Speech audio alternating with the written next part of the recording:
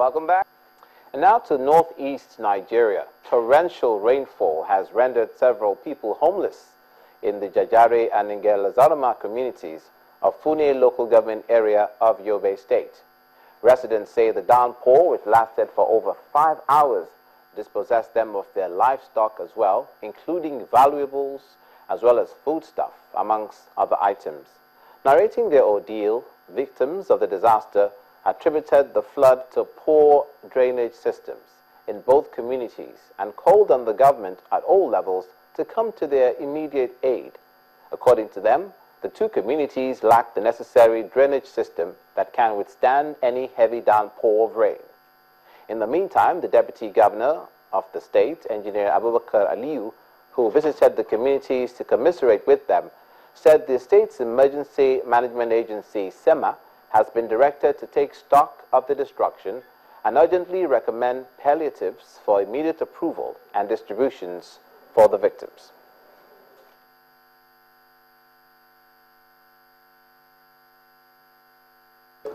To me, as an engineer, it's not as a result of the road construction. It's as a result of blockages of the waterway, which I have noticed when I visited one of the blockages here. And this one caused a lot of havoc to the people.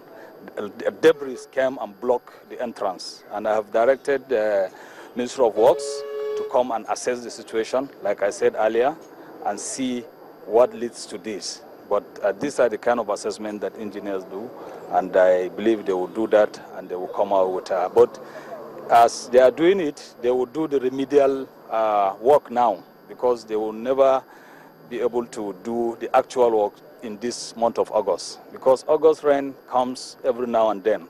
So it may not be possible for them to move equipment to work, because it's going to be very chaotic. It will get stuck and they will not be able to work. So, but there are things we call remedial work, where they move things here and there to allow the water to pass temporarily. When the rain goes, then they will come and do the actual work with the assessment they do now.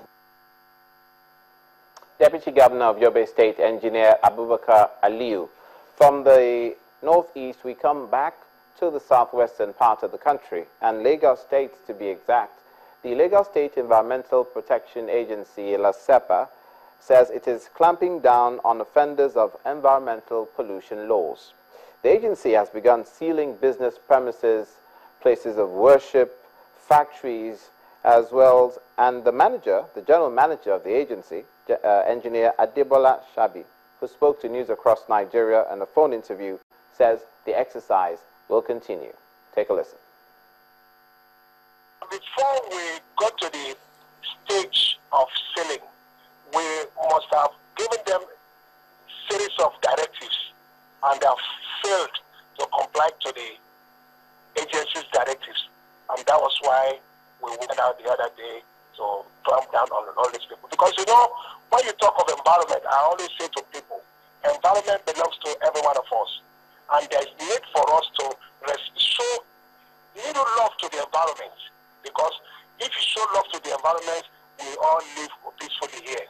If you are now using your own activity to disturb the peace of others, it is against the environmental laws. When you talk of pollution, you talk of air pollution, water pollution, air pollution, land, thermal pollution. Noise is an unwanted sound by other people, or a valueless sound. And the state government will have standards for noise. We have a regulation for noise. During the day in residential areas it is 55 decibel, and at night it is 45 decibel. But we have what we call a mixed area, residential and commercial. During the day it is 65 decibel and 55 decibel at night. But in industrial areas it is 90 decibel during the day and 80 decibel at night. So by the time you exceed these limits, it becomes noise pollution. This is not the first time we've been doing clamping down. Even, let me tell you, this year alone, we have done enforcement more than 3 or 4 times this year alone. But this was because the press went with us. That was why we all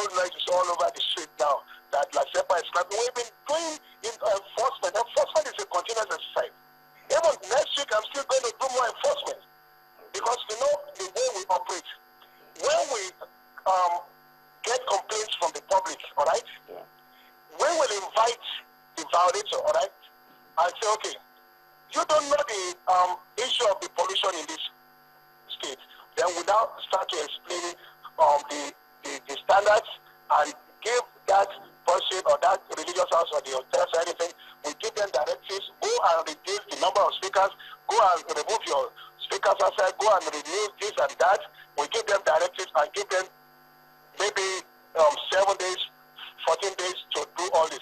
But by the time we now get the complaint back from the complainant that they have not complied to our directives, that is when we go out to sanction.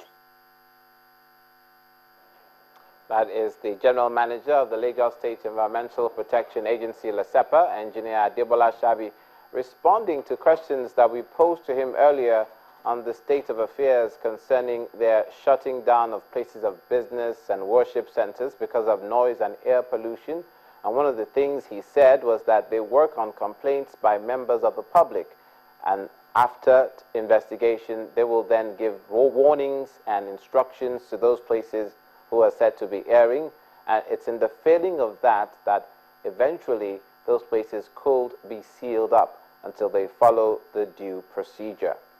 Moving on in news across Nigeria, from the southwest, we go over to the Federal Capital Territory, where a group of United States congressmen visiting Nigeria have called on citizens of the country to support the president in the fight against Boko Haram and the search for the missing Chibok schoolgirls. Speaking after a meeting with members of the Bring Back Our Girls group, one of the delegates, Mrs. Sheila Jackson, said President Buhari's commitment has earned him support from the international communities, and such from his countrymen will do the process a lot of good. Intention to negotiate with Boko Haram. Your president has a commitment. This is a new day for Nigeria. This is a new day for Boko Haram. This is a new day for the Chibok girls. So his commitment, our president in the United States has a commitment to work with your president in bringing back the Chibok girls. There's a multinational task force that has been formed with the neighboring states to conquer Boko Haram. And the African Union has pledged support militarily to get rid of Boko Haram. Your president went so far as to say by December, Boko Haram would be annihilated. So that is a promise. That is not something that we feel is something that he's saying will happen, but that is a goal that he's going towards. So I think that when you have new people coming into office, you have to let them settle in. This is a gentleman who probably is working behind the scenes as we're having this press conference and moving pieces and parts towards conquering Boko Haram, things that we are not even able to explain to you, or he's not even able to reveal to us so that we can reveal it to the press. So I have a takeaway going back to the United States, that our trip did make a difference, that we feel emboldened now, that the Chibok girls are at the top of the agenda of both countries, Nigeria and the United States of America, and that there has even been a deadline set for eradicating Boko Haram. From issues of national security news across Nigeria, we'll take a quick recess and come back concerning the health sector across the entire spectrum of the nation. Stay with us.